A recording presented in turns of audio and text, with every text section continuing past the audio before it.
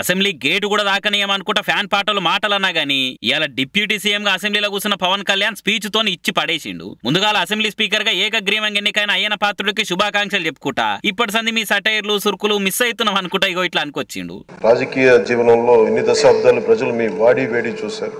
మీకు కోపం వస్తే ఋషికొండను చెక్కినట్టు ప్రత్యర్థులకి పదునైన ఉత్తరాంధ్ర యాసలో గుండు కొట్టేస్తారు. ఒకటే బాధేస్తాం సార్, ఇకపైన మీకు తిట్టే అవకాశం లేకపోవడం. కానీ ఇక మీద సభలో ఎవరు తిడుతున్నా దాన్ని ఆఫ్ చేసే బాధ్యత మీ చేతిలోనే ఉంది, మీరే మైక్ ఆఫ్ చేయాలి.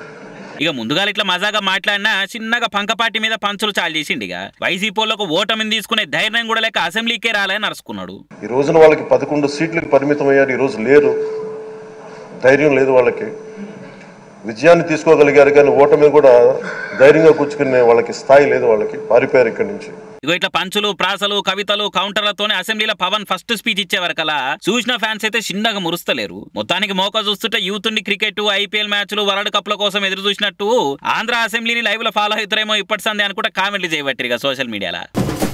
ఏపీలో ఎలక్షన్లు అవుతున్నప్పుడు మరి ఎవరు గెలిస్తే మంచిగుంటది మీకు అని సీఎం రేవంత్ సార్ని అడిగితే ఎవరు గెలిచినా మాకేం పడదు అన్నట్టే మాట్లాడిండు. గానీ ఇప్పుడు మాత్రం ఏపీ సీఎం బాబుతో పోటీపడి పనిచేస్తా అని చెప్తున్నాడు. బసవతారకం దావకాన పెట్టి 24 ఏళ్ళు అవుతుందని రేవంత్ సార్ని గెస్ట్ గా పిలిచి మాట్లాడమనగానే బాబు సార్తో పోటీపడి పనిచేసే ఛాన్స్ నాకు వచ్చింది, ఇదివరకు 12 గంటలు పనిచేస్తే చాలనుకునేది, కానీ ఆయనని రోజుకు 18 గంటలు పనిచేస్తాడు, మరి నేను చేయకుంటే ఎట్లా అని ఇగో ఇట్లా అనుకోవచ్చు అందరితో సపట్లు కొట్టించుకున్నాడు. మనలో ఉన్న ఆట నైపుణ్యం వెలికి రావాలి, ప్రజల గుర్తింపు జరగాలంటే నైపుణ్యం కలిగిన ఆటగాడితో పోటీ పడాలి అని పెద్దలు చెప్తూ ఉంటారు.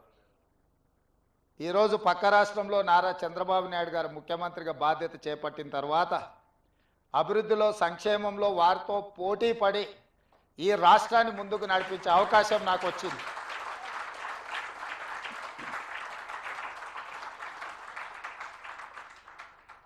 గతంలో 12 గంటలు పనిచేస్తే సరిపోతుంది, అంతకు మించి అవసరం లేదు అనుకునేవాడిని.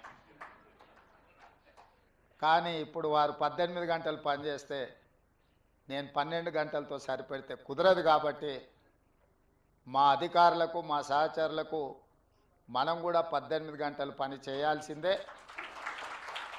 మొన్నటిదాకా ఇద్దరం ఒకప్పుడు సహచారం అని చెప్పుకొచ్చిన రేవంత్ సారు ఇలా ఒక్కో రాష్ట్రానికి సీఎంలుగా ఇద్దరం పోటీపడి పనిచేస్తామని చెప్పే వరకలా ఈ ముచ్చట ఇప్పుడు 2 తెలుగు రాష్ట్రాల పాలిటిక్స్ లో జోరుగా నడుస్తున్నది. మరి దీనికి ఏపీ సీఎం బాబు సార్ ఏమన్నా అంటాడో ఎటువంటి సమాధానం చెప్తాడో చూడాలి.